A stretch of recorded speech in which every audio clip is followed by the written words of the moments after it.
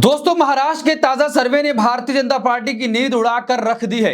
जिस तरीके से सर्वे सामने आया है, भारतीय जनता पार्टी पूरी तरीके से महाराष्ट्र में हारती हुई दिखाई दे रही है। भारतीय जनता पार्टी बटेंगे तो कटेंगे का नारा लेकर आगे बढ़ने की कोशिश कर रही थी, लेकिन इस नारे ने पूरी तरीके से भारतीय जनता पार्टी को बैक फायर कर दिया है। जिस तरीके से सांप्रदायिक राजनीति को लेकर भारतीय जनता पार्टी महाराष्ट्र चुनाव जीतने की आशा लगाई हुई थी, उसी नारे ने और उसी राजनीति ने पूरी तरीके से भारतीय जनता पार्टी को बैकफुट पर ला दिया है। सर्वे में साफ तौर पर यह पता चल रहा है कि भारतीय जनता पार्टी को करारी शिकस्त महाराष्ट्र में होती हुई साफ तौर पर दिखाई दे रही है। वहीं पर महाविकास अघाड़ी पूरी तरीके से सरकार बनाते हुए दिखाई दे रहा है। दोस्तों, जैसे पहले की एनडीए में ही इस नारे पर पहले खुलकर बगावत सामने आई थी। एनडीए में ही अजीत पवार और उसके बाद भारतीय जनता पार्टी के कई नेता अपने आप को उससे साइड करते हुए दिखाई दे रहे थे। तो पूरी तरीके से एनडीए में ही इस नारे में बगावत हो गई और उसके बाद अब इस ताजा सर्वे ने भारतीय जनता पार्टी की पूरी तरीके से नींद उड़ाकर रख दी है। पहले हम सर्वे पर बातचीत करते हैं, पहले सर्वे देखते हैं कि आखिर सर्वे क्या कुछ कह रहा है और सर्वे में क्या कुछ है। देखिए, ये लोक पोल का सर्वे है, आपकी स्क्रीन पर है। महाराष्ट्र में 288 विधानसभा सीटों पर महायुति को 115 से 128 सीटें मिलती हुई दिखाई दे रही है और वहीं पर महाविकास अघाड़ी को 151 से 162 सीटें मिलती हुई दिखाई दे रही हैं। यानी कि जो आंकड़ा बहुमत का आंकड़ा 145 है, 145 के आंकड़े को महाविकास अघाड़ी ने पार कर लिया है। दोस्तों, इस लोक पोल में सिर्फ सीटें नहीं बल्कि वोट शेयर कितना रहेगा महाविकास अघाड़ी का और महायुति का, उस पर भी पूरी तरीके से जिक्र हुआ है। महाराष्ट्र चुनाव में बीजेपी और महायुति गठबंधन की करारी हार होती हुई दिखाई दे रही है। लोक पोल के सर्वे ने महाराष्ट्र चुनाव के पहले ओपिनियन पोल जारी करके भाजपा और महायुति खेमे में खलबली मचा दी है।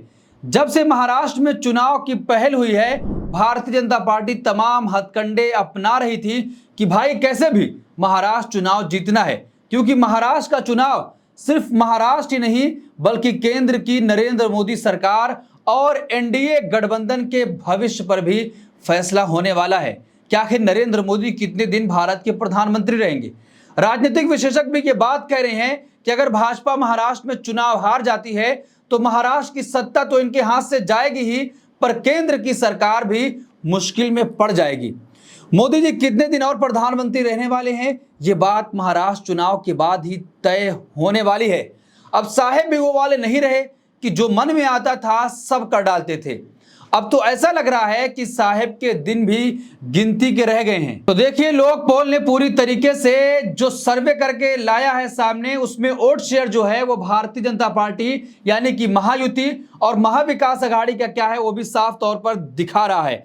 तो महायुति को 37 से 40% वोट शेयर मिल सकता है और महाविकास अघाड़ी 43 से 46% वोट हासिल कर रहा है और उसके बाद अदर को 5 से 14 सीटें मिलती हुई दिखाई दे रही हैं और उसका वोट शेयर 16 से 19% है।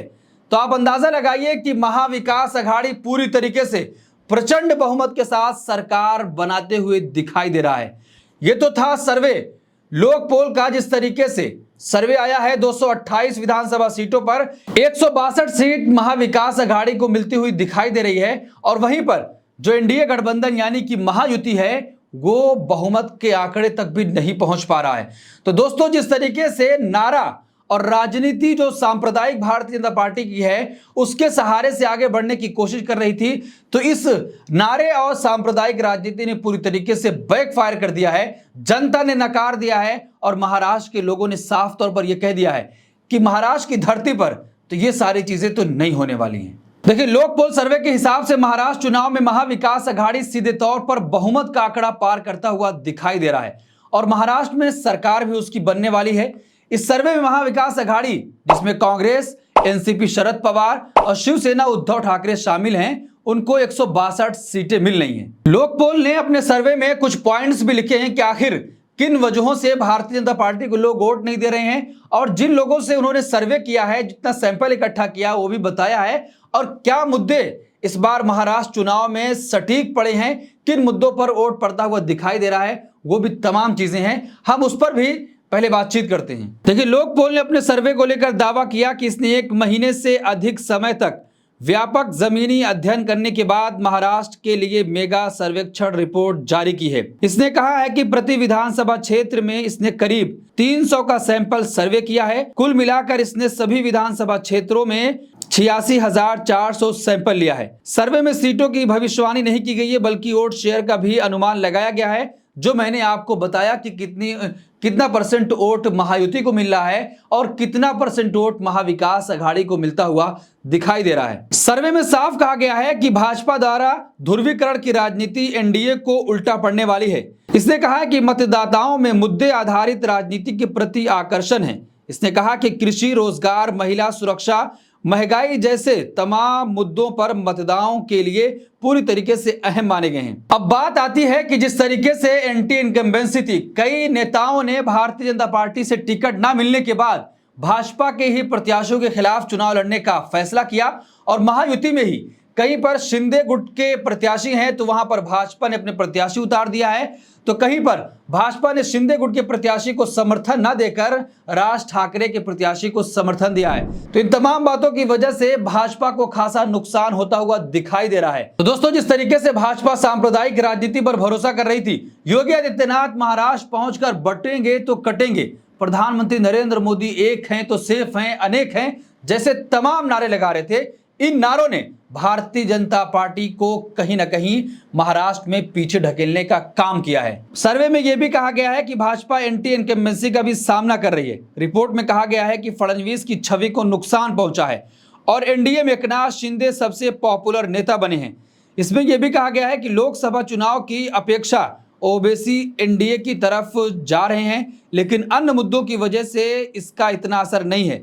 सर्वे में कहा गया है कि आमतौर पर मराठा महाविकास अघाड़ी को समर्थन करते दिख रहे हैं, जबकि ओबीसी अभी भी बटे हुए दिख रहे हैं। और सर्वे में जो सबसे बड़ी बात है कि कांग्रेस पार्टी सबसे बड़ी पार्टी बनकर उभरने वाली है। तो क्या दोस्तों, महाराष्ट्र में भारतीय जनता पार्टी पूरी तरीके से हारने जा रही है और कांग्रेस पार्टी सबसे बड़ी पार्टी बनने वाली है? जिस तरीके से कहा जा रहा था कि लोकसभा में कांग्रेस का प्रदर्शन भी सबसे अच्छा था, और क्या अब विधानसभा में भी कांग्रेस उन तमाम सीटों पर जो लोकसभा में हासिल करी थी उस पर जीत दर्ज कर पाएगी? सर्वे में साफ कहा गया है कि कांग्रेस पार्टी सबसे बड़ी पार्टी बनने वाली है महाराष्ट्र में। तो दोस्तों, जिस तरीके से भारतीय जनता पार्टी ने एड़ी चोटी का दम लगा दिया महाराष्ट्र चुनाव जीतने के लिए, लेकिन सर्वे में धड़ाम होती हुई दिखाई दे रही है। भाजपा बहुमत के करीब, यानी भाजपा गठबंधन बहुमत के करीब भी पहुंचता हुआ दिखाई नहीं दे रहा है।